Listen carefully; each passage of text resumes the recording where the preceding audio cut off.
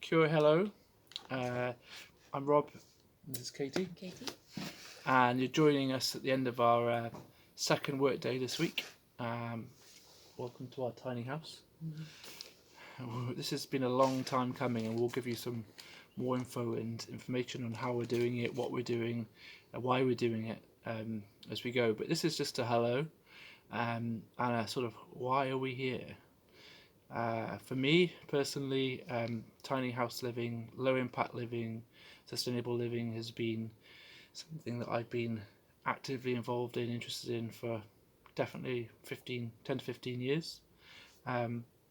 This is actually my second tiny house. The first one is still there. It's in Wales, in Coed Hills, as a rural arts centre, an amazing place, and that was my first. And there's that trope of first being for your enemy, second being for a friend, and the third being for yourself. So we'll see on this one. I really hope this is our for us.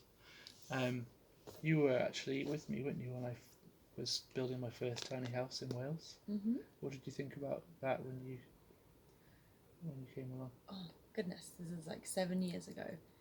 Yeah, I thought it was pretty cool. I sort of stole you away from like being able to live in it because we moved to New Zealand just about when it was about to be finished.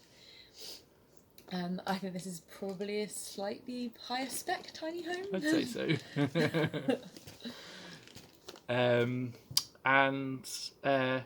Yeah, key reasons really. We've been living in Wellington for about 6 years. We've been in New Zealand for about 7, and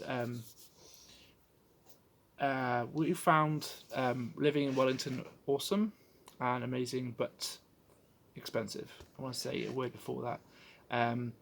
Each year our rent has increased, and it's come to a point where we both have to work full time, and we don't want to work full time because we want time to enjoy other things, life, time with our son, Dylan, time to revive our brains, time to enjoy the space that we're being in, and we also want to put our energy into some creative ideas and also our work. So after 6 years being in Wellington, we were like, enough is enough. So we decided to jump into the tiny house world again, and that's also where our passion lies. I mean, I can speak to myself and say, for me, tiny house living is reducing your footprint. It's being able to have a feeling of independence and resilience. You own something that's tangible, and you can make it you can really play with the spec. Like, for example, I'm really anal about making sure the insulation is as high as it can be, the heating and the lighting and the ventilation, all these things to make it as healthy and as sustainable. Also keep the cost down as well. So that's my drive for this at the moment. How about you? What would you say is your sort of interest? Well, I'm definitely on board with that, but also just being able to be bespoke with your design, but without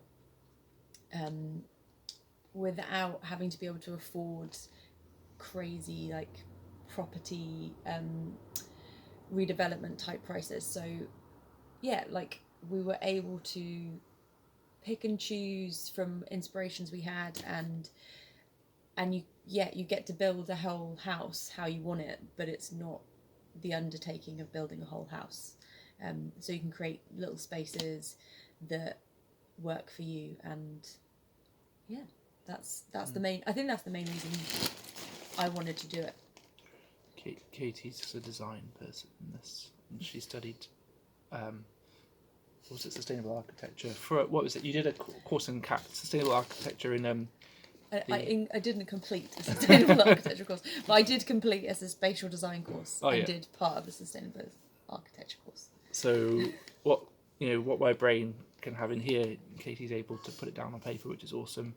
I guess you'd say that we're a bit of a team. Katie can do the design. I like to input, and we share that idea, and I'll do more of the